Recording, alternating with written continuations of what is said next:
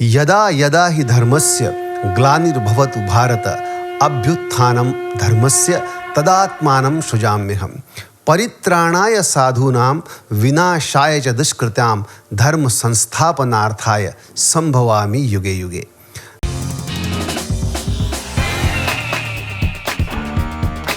नमस्कार, मैं चंद्रकांत तिवारी। आज मैं आपके साथ साझा कर रहा हूं भगवान कृष्ण के जन्म का रहस्य और उस पे ओशो के विचार। जब जब धर्म की हानि होगी उस समय धर्म का अभ्युत्थान करने के लिए, साधुओं की रक्षा करने के लिए और दुष्कृत्य करने वालों का विनाश करने के लिए मैं धरती पे आऊंगा। द्वापर युग की कथा है। मथुरा का सम्राट कंस अपनी लाडली बहन देवकी के विवाह में व्यस्त है।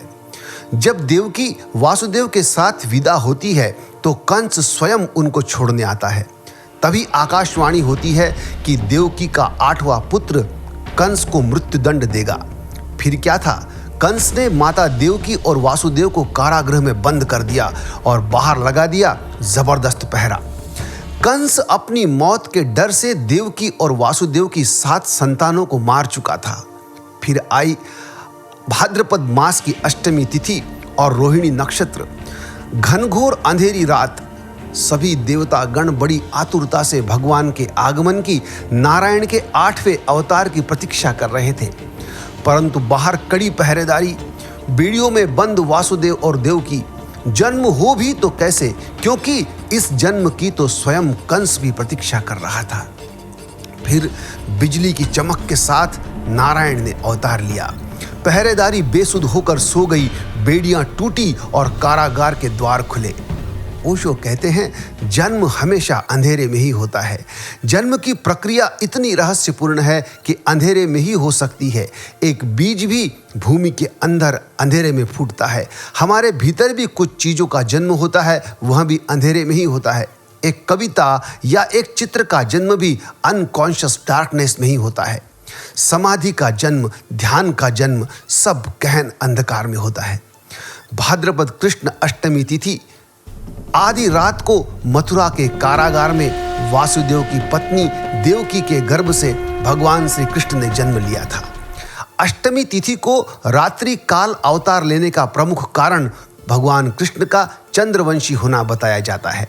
श्री कृष्ण चंद्रवंशी, चंद्रदेव उनके पूर्वज और बुध चंद्रमा के पुत्र है। इसी कारण चंद्रवंश में पुत्रवत जन्म लेने के लिए भगवान कृष्ण ने बुधवार का दिन चुना।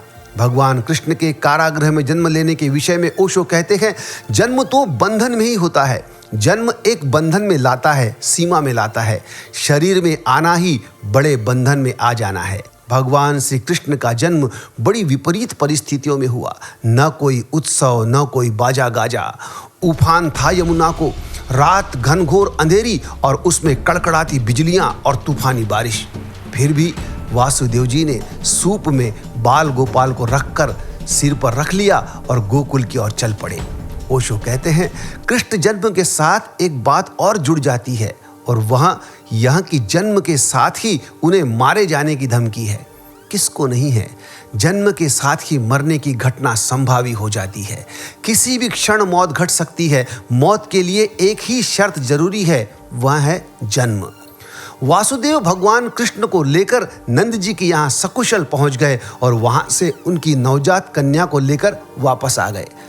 जब कंस को देवकी की 8वीं संतान के जन्म की सूचना मिली, वह तत्काल कारागार में आया और उस कन्या को छीनकर पृथ्वी पर पटकना चाहा, लेकिन वह कन्या उसके हाथ से निकलकर आसमान में चली गई।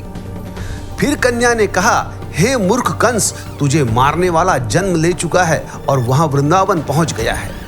बालिकाओं पे अत्याचार करने वालों का अंत स्वयं ईश्वर करते हैं। यह प्रकृति भी ऐसे अत्याचारियों को दंडित करने के लिए प्रतिबद्ध है। वह कन्या कोई और नहीं, स्वयं योग माया थी। ओशो एक और बात पर प्रकाश डालते हैं। वे कहते हैं, कृष्ण जन्म के साथ मरने की बहुत तरह की घटनाएं आती है, लेकिन कृष्ण इन सब से बचकर निकल जाते हैं। जो भी उन्हें मारने आता है वही मर जाता है। कहे कि मौत ही उनके लिए मर जाती है। मौत सब उपाय करती है और बेकार हो जाती है। कृष्ण ऐसा जीवन है जिस दरवाजे पर मौत बहुत रूपों में आती है और हार कर लौट जाती है। कृष्ण शब्द का अर्थ है केंद्र। कृष्ण शब्द का अर्थ है जो आकृष्ट करे, जो आकर्षित करे, सेंटर ऑफ ग्रेविटेशन। सच में कृष्ण को ओशो ने जिस एंगल से देखा है वह अद्भुत है, इसलिए ओशो को नमन है। मित्रों, भगवान श्री कृष्ण आपको कर्तव्य पथ पे सदा अग्रसर रखे, आप सत्य के साथ रहे, धर्म के साथ रहे। इसी शुभकामना के साथ आप सभी को जन्माष्टमी की बहुत बहुत बधाई। आप लोगों ने ध्यान देकर सुना, इसलिए आप सबका धन्यवाद। जय श्री कृष्ण।